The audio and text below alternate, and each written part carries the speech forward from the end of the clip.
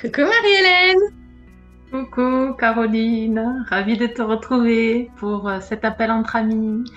Ça y est, c'est reparti. On papote encore entre deux copines qui échangent sur de beaux thèmes. Et aujourd'hui, étant donné que c'est la semaine mondiale de l'allaitement, ben, on a décidé d'honorer ça et de parler d'allaitement. C'est Est-ce que l'occasion. tu veux, est-ce que tu veux commencer? Est-ce que tu veux que je me lance? N'importe. Je peux commencer sur ce qu'on vient de discuter en off, du coup.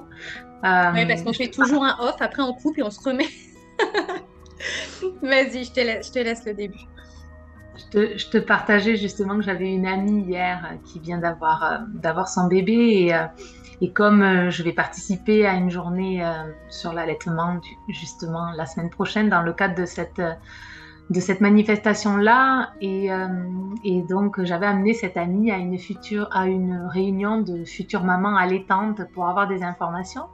Et puis, du coup, je lui ai dit, voilà, est-ce que tu as pu voir la consultante en lactation, justement, qu'on avait rencontrée lors de ton séjour à la maternité? Et elle me dit, non, non, j'ai vu personne. Et donc, je lui dis, ben, comment t'as fait? Comment t'as fait, du coup, comment tu t'es débrouillée? Parce qu'elle m'a dit que son allaitement marchait super bien, que c'était génial. Elle me dit, bah, j'ai juste été à l'écoute de moi et de mon bébé. Et ça s'est très bien passé. Et je trouve que c'est un beau message à faire passer pour tous les sujets. Alors, on parle de l'allaitement, on va parler du lien, bien sûr, avec la naissance aussi après. Mais je trouve que oui, c'est la base en fait. C'est la base dans tous les domaines et on est dans une société où justement, pourquoi on est coupé de ça? Ben en fait, on nous fait toujours croire que la solution elle est à l'extérieur, que les autres savent mieux que nous. Alors ça ne veut pas dire qu'il ne faut pas se faire aider et qu'il n'y a pas des gens qui sont spécialistes dans un domaine et ça peut servir bien sûr, mais c'est vrai que en fait c'est pour rappeler que les autres peuvent jamais savoir mieux que nous à notre place, mieux que nous ce qu'on ressent, ce dont on a envie. Voilà, tout ce genre de choses c'est personnel et c'est à l'intérieur de soi et alors des fois on a même du mal soi-même à savoir. Alors Mm. imaginons une autre personne. On ne peut pas, en fait, c'est pas possible. Donc c'est vrai que c'est ce que je tenais à rappeler là aujourd'hui parce que voilà, c'est primordial dans tous les domaines d'être à son écoute et de faire de la connaissance de soi en fait et de ses ressentis, être à l'écoute de soi, de son corps, de son bébé aussi, parce que là on est en lien avec le bébé, la base, et après de partir de ça et d'aller chercher des solutions à l'extérieur si on en a besoin, parce que c'est pas toujours nécessaire. Là pour le coup elle en a pas eu besoin, elle voilà, elle s'est suffit à elle-même. Mais c'est ça, tu vois, quelque part, on en revient encore à ce qu'on disait sur les vidéos précédentes, toujours ce côté confiance en soi, estime de soi. Et là, bah, c'est pareil. C'est vrai qu'aujourd'hui, on a accès à énormément d'informations, souvent accès quand même un petit peu, vas-y, je te fais peur, c'est douloureux, ça fait mal, c'est compliqué. Quand même, faut dire ce qui est, hein. Et je voudrais juste te rappeler, pour commencer, que ce qu'on va évoquer ici, voilà, on va parler de nos expériences, de l'allaitement. Rappeler que, on va pas rentrer dans le médical. Donc, tout ce qui est question à la médicale, on répondra pas. Et puis, dire aussi que l'allaitement, avant tout, c'est un choix personnel. Chaque expérience, elle est unique. Il n'y a pas de bonne ou de mauvaise façon de s'y prendre. C'est exactement ce que tu disais, il faut s'écouter.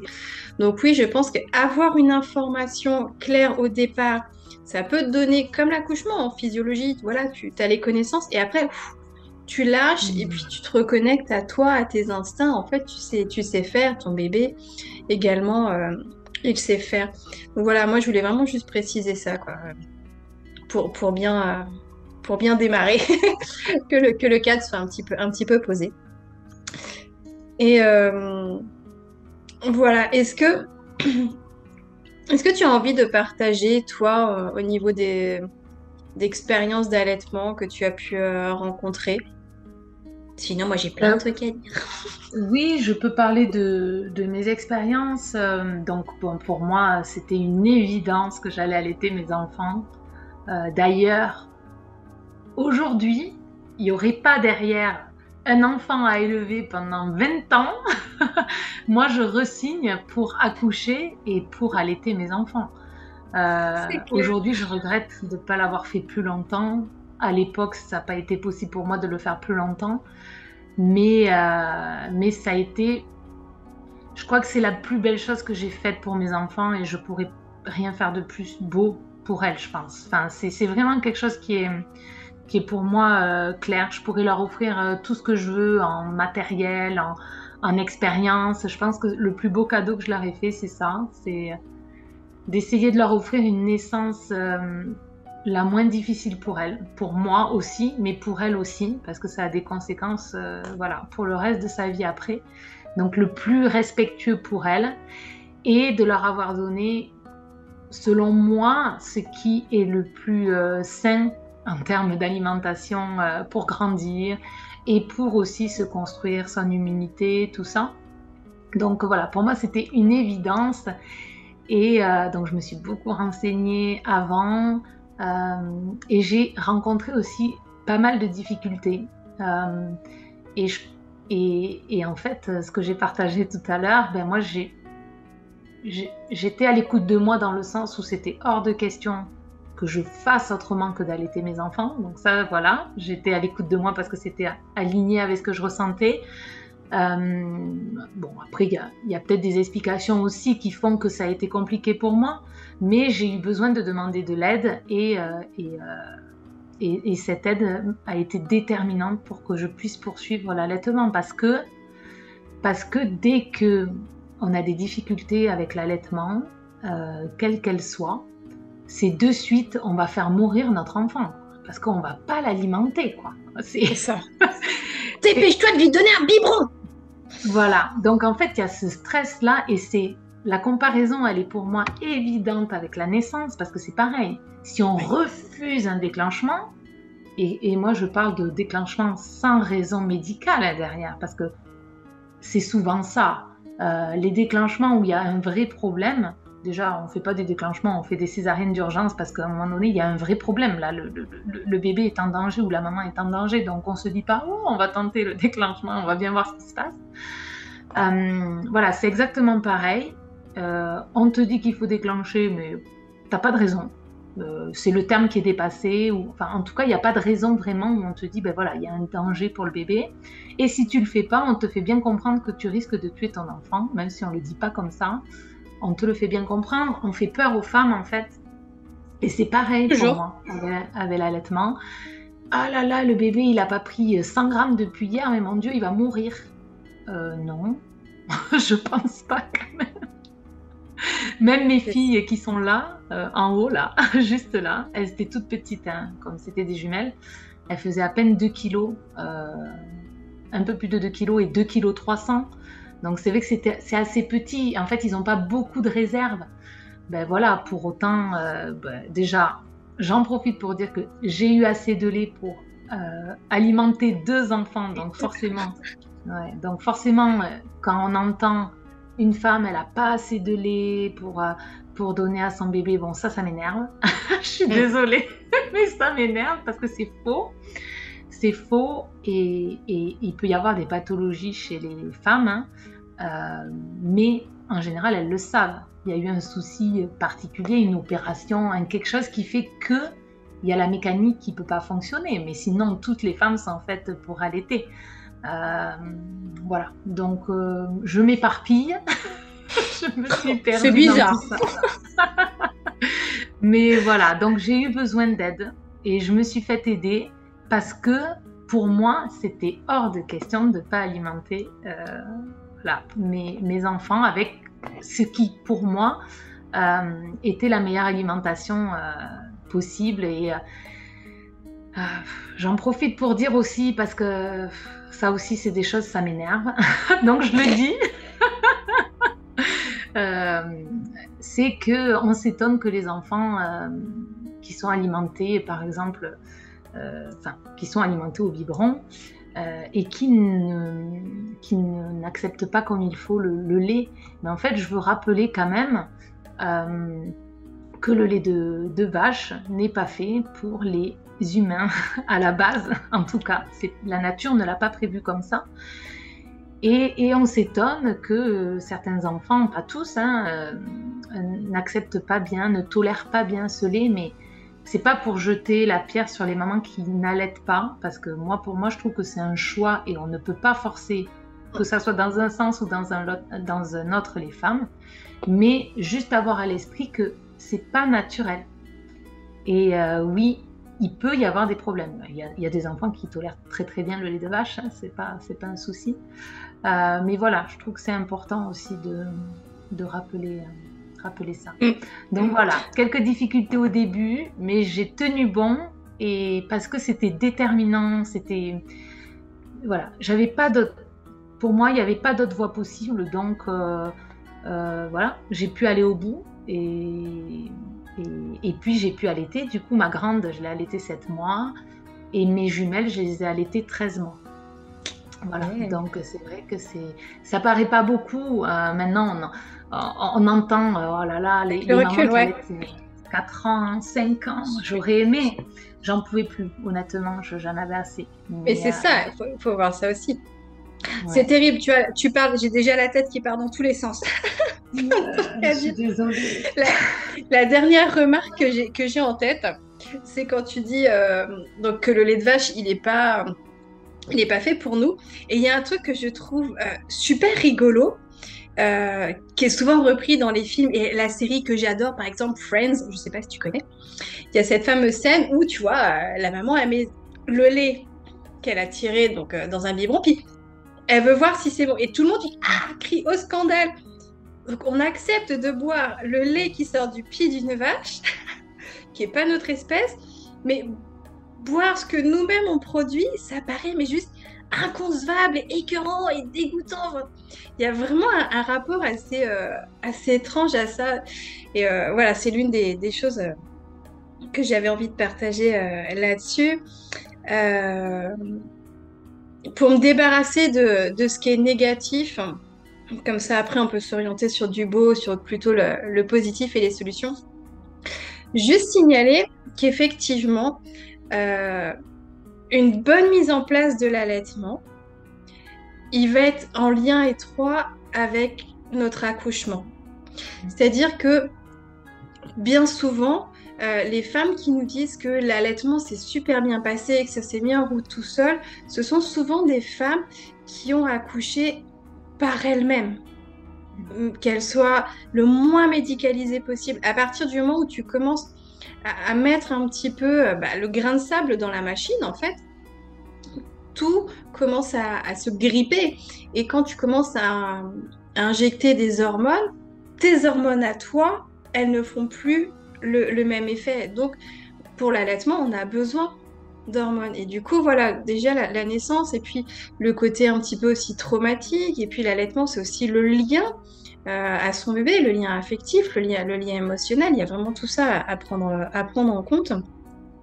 Et c'est vrai que moi, avant d'allaiter, j'étais bourrée de peur aussi. Parce que, alors, contrairement à toi, moi, par contre, je me suis pas du tout renseignée, pas du tout informée. J'ai lu 2-3 petites bidouilles par-ci, par-là, mais vraiment léger, contrairement à l'accouchement.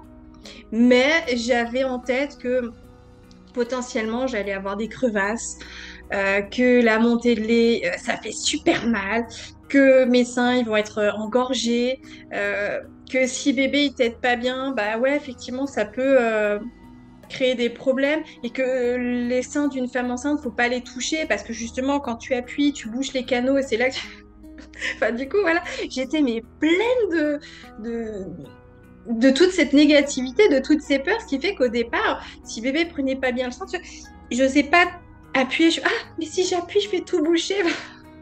Et alors qu'en fait, j'ai eu la chance, moi, d'avoir un allaitement, mais qui roule, quoi.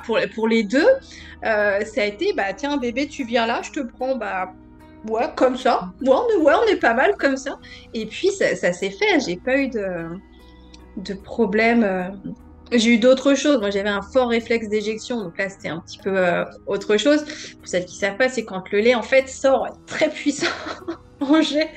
Donc, en fait, bébé, bah, pour lui, c'est compliqué parce que il s'en prend plein partout. Il n'arrive pas à déglutir. Donc ça, c'est d'autres problématiques. Mais c'est vrai que l'allaitement, tout comme l'accouchement, on part souvent avec des idées inconscientes de waouh, ah, c'est sportif, ah, c'est pas simple. Et en plus, toute la pression de la société. Comme tu disais, hein, dans un sens comme dans l'autre. Mm. T'as tous ceux qui vont être pro-allaitement. Ouais, vas-y, il faut que t'allaites. Ceux qui, au contraire, sont ah non, mais tu comprends, si tu donnes pas un biberon, papa, il va se sentir exclu parce qu'il va pas participer. Et puis, tu vas être complètement dépendante et machin. Enfin, on entend tellement de choses qu'effectivement, là encore, pour une femme, je trouve que c'est pas toujours simple d'arriver à se positionner, de dire qu'est-ce que j'ai envie de faire, qu'est-ce que je peux faire. Et puis, il y a le retour au travail dans 2 mois et demi. Donc, je vais à peine avoir mis mon allaitement en place que bah, soit il va falloir que je tire mon lait, ça va être encore une contrainte, ou alors il faut que je passe sur des biberons, mais on sait que si on passe sur du mix, généralement ça cafouille, alors que les choses commencent à 3 mois, enfin voilà, 2 mois et demi même, les choses commencent simplement, entre guillemets, à bien rouler, à ce que ce soit rodé. C'est là qu'on va venir tout sabrer. Donc voilà pour toutes ces pressions, un petit peu ces idées négatives que j'ai pu avoir moi, en tout cas quand j'ai commencé. Je te laisse des petites pauses Ouais. comme ça si tu as envie de rebondir, parce que sinon je peux parler toute seule longtemps. Il y a tellement de choses là que j'ai envie de parler, d'évoquer à ce que tu as dit. C'est tellement important et c'est rigolo notre expérience. Moi, j'avais aucune peur. Je me suis dit non, mais ça va être naturel et tout. Bon, j'ai eu des soucis. C'est pas pour ça que c'était pas naturel, mais j'ai eu des soucis alors que jamais je me serais dit que j'en aurais. Voilà. Et toi, c'était tout le contraire. Donc, en fait, il n'y a pas de règle. Il n'y a pas de règle et c'est ce qu'on a envie de vous partager aussi. Et j'ai envie juste de rebondir sur ce que tu as dit à la fin, c'est que voilà, pour pas se laisser, on revient, hein, on fait la boucle justement, quand on sait pas, en fait la règle c'est vraiment être à l'écoute de soi. Voilà, on peut, alors plusieurs choses, on peut en avoir envie à la base et puis finalement une fois que le bébé est là, ben non, voilà, ça se fait pas, c'est pas naturel. Ça peut être l'inverse aussi. Et justement, pour pas tomber dans ce que l'extérieur veut pour nous, c'est toujours revenir à soi. Est-ce que j'en ai envie? Est-ce que j'en ai pas envie? Si j'en ai envie, ben, je sais que ben, je peux essayer et puis je peux trouver des référents si besoin. Et puis, si j'en ai pas vraiment envie, ben, est-ce que je peux essayer? On propose souvent la tétée d'accueil, Oui. même pour les mamans qui veulent pas à la base allaiter. Et je trouve, alors, on peut ne pas vouloir du tout, et c'est ok aussi. Mais il y a beaucoup d'histoires où justement les mamans ne voulaient pas, mais elles ont fait la tétée d'accueil et finalement, voilà, il y a eu allaitement derrière. Donc, et j'ai envie vraiment de rebondir sur ce que tu as dit sur les hormones, parce que vraiment très important. Ces hormones,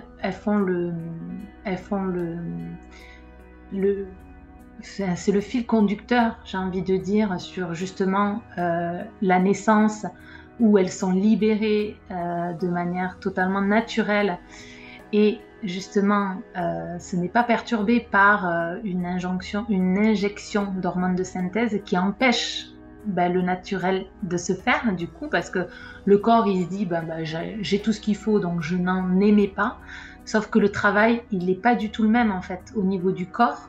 Le travail qui se fait en fonction de si on a reçu l'hormone de synthèse ou si on l'a créé naturellement, le lien d'attachement avec le bébé, tout ça, et donc en continuité avec la naissance où voilà il y a un énorme shoot d'ocytocine.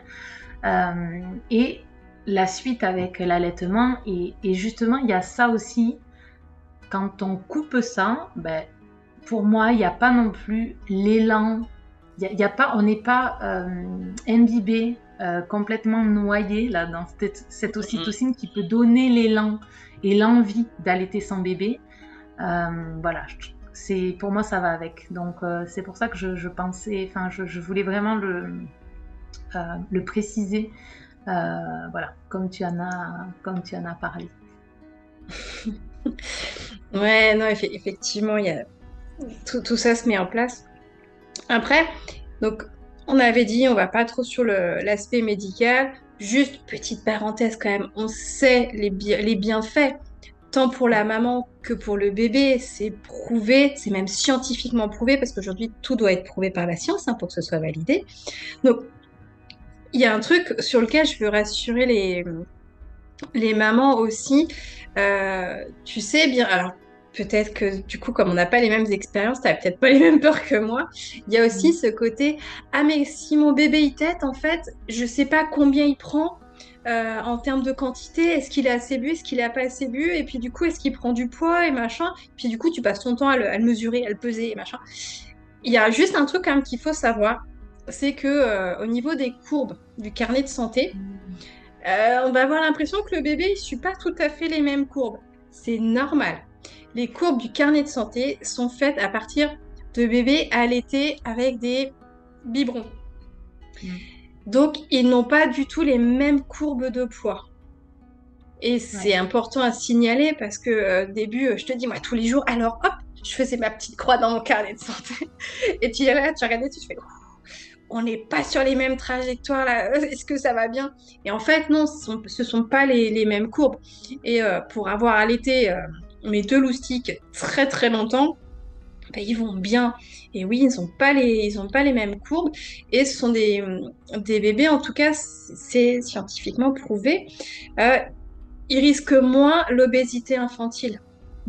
Mais c'est vraiment important pour la maman d'avoir cette notion-là aussi en tête, que ça va pas suivre forcément les courbes.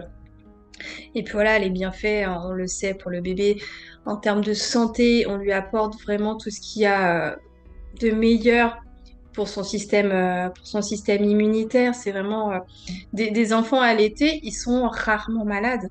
C'est des enfants qui vont rarement chez le médecin, notamment pour tout ce qui va être troubles ORL, les otites et tout ça. Bien souvent, ça n'arrive pas. Ça a même un côté, au contraire, médicament, parce que on va pouvoir parler des heures encore. Le lait maternel, il est incroyable, c'est qu'il s'adapte à chaque instant. Et en fait, il y a un jeu de récepteurs dans l'allaitement qui fait que quand bébé commence à développer des microbes, des choses comme ça, en tétant, il en informe le corps de sa maman. Et du coup, sa maman, elle anticipe, elle dit hop, hop, hop, t'es en train de me faire ça, hop, on change de lait, je te donne les anticorps. Et en fait, elle le soigne d'elle-même juste avant. Enfin, le lait maternel, c'est vraiment, on l'appelle l'or blanc, c'est pas pour rien. Et ça, c'est naturel et ça se fait tout seul. Le lait, il évolue au fur et à mesure de la tétée et en fonction des besoins de l'enfant. Donc, il y a ce côté calmant. Et puis, l'allaitement, c'est pas que l'aspect nutritif. C'est ça qui va bien au-delà. C'est vraiment l'émotionnel, le côté rassurant, apaisant, soignant. Enfin, voilà, je te refais une pause si tu veux rebondir. Oui, je veux rebondir parce qu'on est quand même, il y a la semaine mondiale de l'allaitement et puis il y a Octobre Rose aussi. On est dans le thème. Et comme tu parlais des bienfaits de l'allaitement, je tiens à rappeler que ça a aussi des bienfaits pour le cancer du sein. Et je pense que c'est pas anodin, tous ces cancers qu'on voit de plus en plus au sein justement et sur des femmes en plus de plus en plus jeunes. C'est pas anodin parce qu'on allaite de moins en moins nos enfants.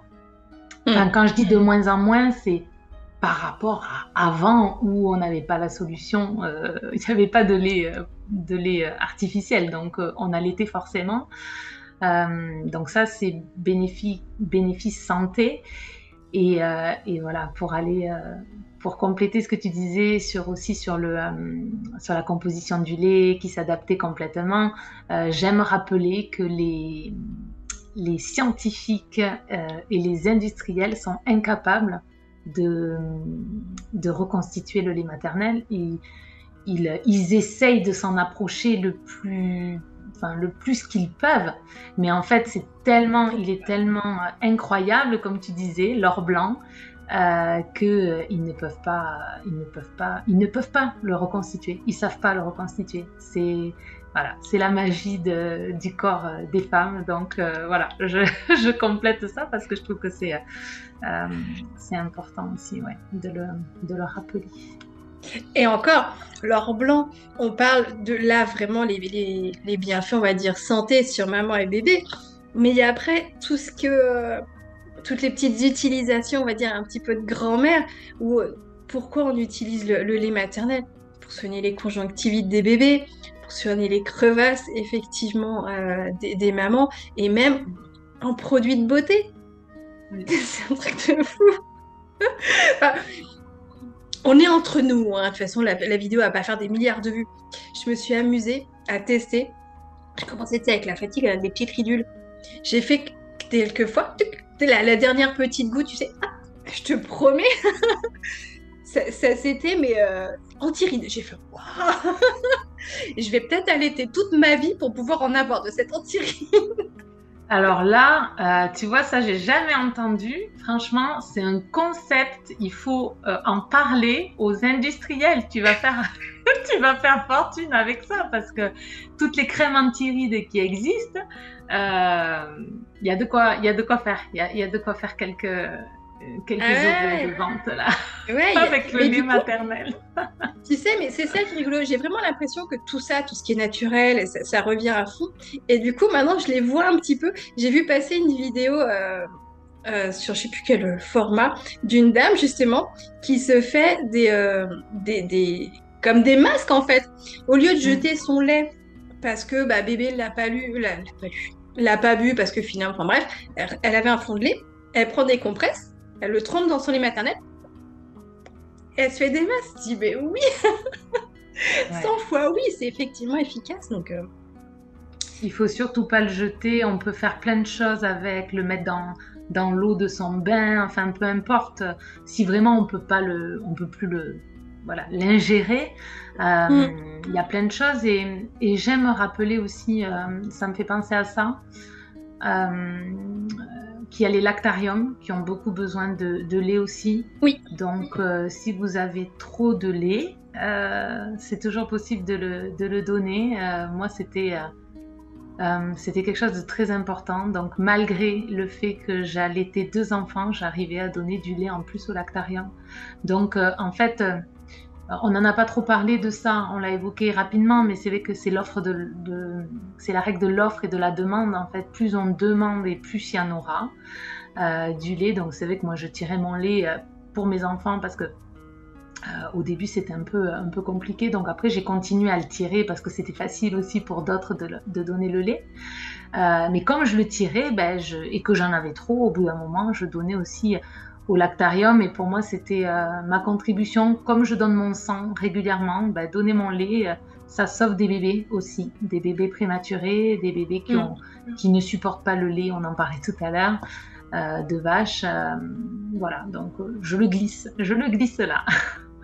Chacun fait comme il veut, bien sûr, mais voilà, moi ça a été une grande satisfaction pour moi de pouvoir donner mon lait. Ouais. C'est altruiste et puis on sait que ça fait du bien. Encore une fois, hein, c'est la meilleure alimentation pour les bébés.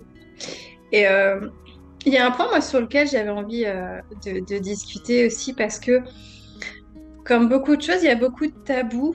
Il y a beaucoup de femmes qui ont du mal à allaiter en public parce qu'elles ont peur du regard d'autrui. Et il y a 2 choses que j'ai envie de dire, c'est que à la base, le corps est fait d'une certaine manière, le sein, il est fait pour nourrir l'enfant. Il a rien de sexuel, le sein. Donc, montrer un sein, aujourd'hui, et voilà, tout le monde est émoustillé, tout le monde part dans tous les sens. Ouh, non, keep cool. C'est juste un moyen de nourrir son enfant. Donc ça, je voudrais vraiment que ce soit acquis. Je pense qu'en France, on n'a pas trop de problèmes par rapport à certains pays. Quand même, on peut allaiter. Tant que ce sont des petits, ça va. C'est mignon à la lettre. Par contre, là où ça commence à se compliquer, c'est quand tu commences à allaiter des bambins. Moi, par exemple, mon grand, Il a tété jusqu'à ses 5 ans. Ouais. Euh, C'était plus de l'alimentation après. Et tu vois, quand on dit ça, il y a tout de suite tous les regards. Ah, mais c'est incestueux et c'est machin. Non, ça n'a rien à voir avec ça. C'est juste quelque chose de naturel qui se fait, voilà, après, quand ils sont plus grands, forcément, on n'allait pas... ils comprennent. Je leur disais, bah non, écoute, là maintenant t'es grand, après les gens ils aiment pas. On fait ça quand on est chez nous, dans notre intimité, c'était le matin ou le soir, ou s'il y a un gros chagrin. Et quand on dit allaiter jusqu'à 5 ans, c'est pas le même allaitement qu'un nouveau-né. Il n'est pas pendu à mon aîné à H24. Mais voilà, il y a eu une longue période. Si un jour, en grandissant, il voit ces vidéos, il va me dire, mais maman, je t'ai raconté ça. Je suis désolée. Je m'en excuse d'avance. Mais voilà, il faut en parler. L'allaitement long, ça n'a rien de malsain, en fait. Et il y a beaucoup de mamans qui ne savent pas, quand elles commencent l'allaitement, quand je vais arrêter. Et en fait, moi, ça a été mon cas. J'ai commencé, ouais, ok, ça va, tout roule. Quand est-ce que tu arrêtes? Je sais pas. Je sais pas, parce que j'ai laissé mes enfants faire. Je m'étais dit, ah bah, avec la grossesse, on dit que le lait il change ou que ça se tarit, il va s'arrêter là. Non, il a continué. Ah, bon. À l'arrivée de bébé, du coup, on repart sur du colostrum et tout. Peut-être que ça va changer, il va s'arrêter. Non. Donc, du coup, j'ai fait oxy. Pareil, ça, c'est possible. Co-allaiter. Un grand, un plus petit. Enfin, tout ça, il faut que ça circule, ces paroles-là. Il n'y a pas de tabou à avoir. Ça n'a pas un côté incestueux. Il faut arrêter de vouloir mettre du sexe partout. C'est juste de l'alimentation, du confort et de la rassurance pour les bébés, quoi. Oui, j'ai envie de revenir sur les tabous et sur l'image de la femme aussi, parce que ça reste notre fil conducteur aussi. Et là, je pense qu'on peut faire un petit crochet sur ça, parce que voir des seins, des seins de femmes, hein, dans n'importe quelle autre situation que l'allaitement, ça ne choque personne. Je suis désolée, hein, mais comme tu le disais, à la base, c'est fait pour ça. Et en fait, on a sexualisé le corps des femmes et notamment les seins. Et voilà, quand il y a des seins comme ça, qu'on n'allaite pas un enfant, c'est tout à fait normal. Par contre, une femme qui montre son sein parce qu'elle allaite son enfant, là, c'est une exhibitionniste, c'est tout ce qu'on veut. Mmh. Bon, voilà, je voulais remettre ça parce que c'est quand même très contradictoire, parce que oui, on a oublié la nature, on a oublié ce que c'était le rôle des seins à la base aussi, et je sais plus ce que je voulais dire. J'ai perdu mon idée. Et sur les tabous, c'était sur les tabous et sur les conditionnements aussi en lien avec tout ce qu'on peut voir sur les femmes, sur ce qu'on nous a transmis aussi, et on a oublié parce qu'il y a eu l'essor de ces PCN maintenant qu'on appelle et donc on a oublié pour alimenter les bébés, et donc on a oublié toute cette transmission, on a oublié la base, et je trouve que c'est important de le rappeler et de remettre l'église au centre du village. Et puis, il y a un truc aussi que je voulais dire, c'est que tu vois régulièrement dans la presse, attention, l'eau de telle marque de lait contaminée, ne les donnez pas, ramenez-les à l'usine, il y a un souci à l'usine. Tu rappelles jamais du lait maternel. Il n'y a jamais de rappel de oh là là, le lait maternel, il a été contaminé. Non, tu fournis à ton enfant ce qui est bon, ce qui est sain. Et voilà, je trouve ça aussi intéressant de le mentionner, quoi, parce que les préparations, ça reste. Encore une fois, c'est pas pour culpabiliser qui que ce soit, chacun fait son choix. Là, on parle juste d'allaitement. Donc, je fais juste ce comparatif. Le lait, ça reste quelque chose d'industriel qui peut, à tout moment de la chaîne, effectivement, être contaminé par je ne sais quoi. Alors que le lait maternel, c'est direct du producteur au consommateur, sans intermédiaire, sans transformation. Et du coup, voilà. On va bientôt clore cette conversation qui pourrait s'éterniser à l'infini. Je pense qu'on en Hmm. refera peut-être d'autres, même sur ce thème. Juste, je noterai en dessous de la vidéo quelques noms d'associations qui peuvent aider parce qu'effectivement, on disait, des fois ça roule, des fois ça roule pas. Et c'est important d'être bien accompagné parce qu'il y a des fois des femmes qui veulent allaiter, mais qui ont des difficultés et qui sont mal accompagnées et du coup, tout s'arrête.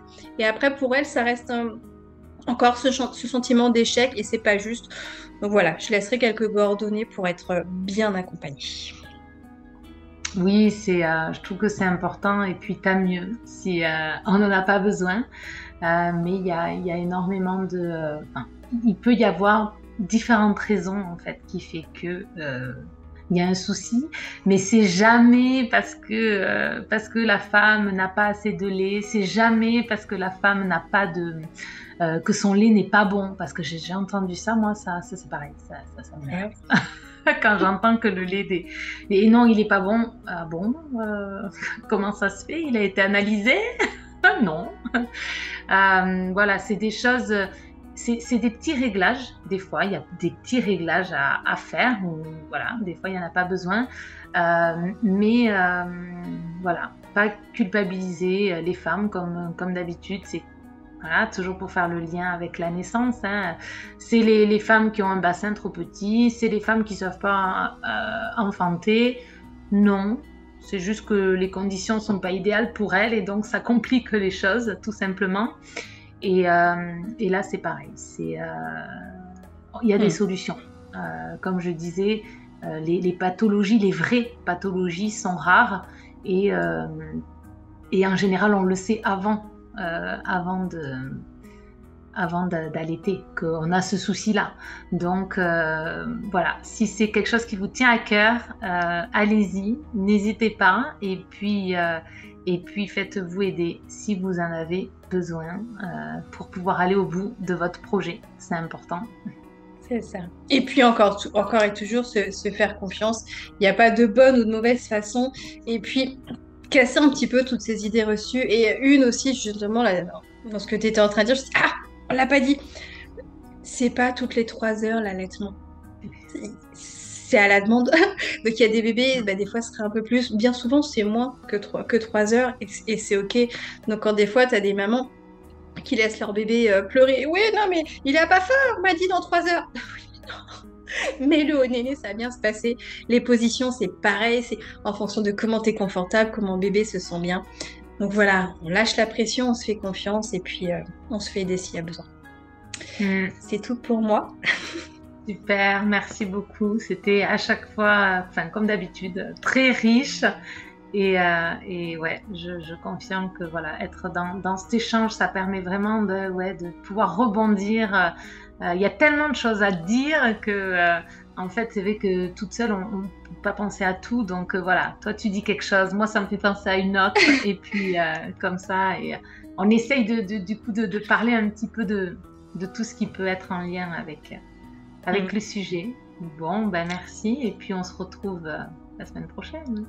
Merci beaucoup. Rendez-vous la semaine prochaine. Bye bye. Au revoir.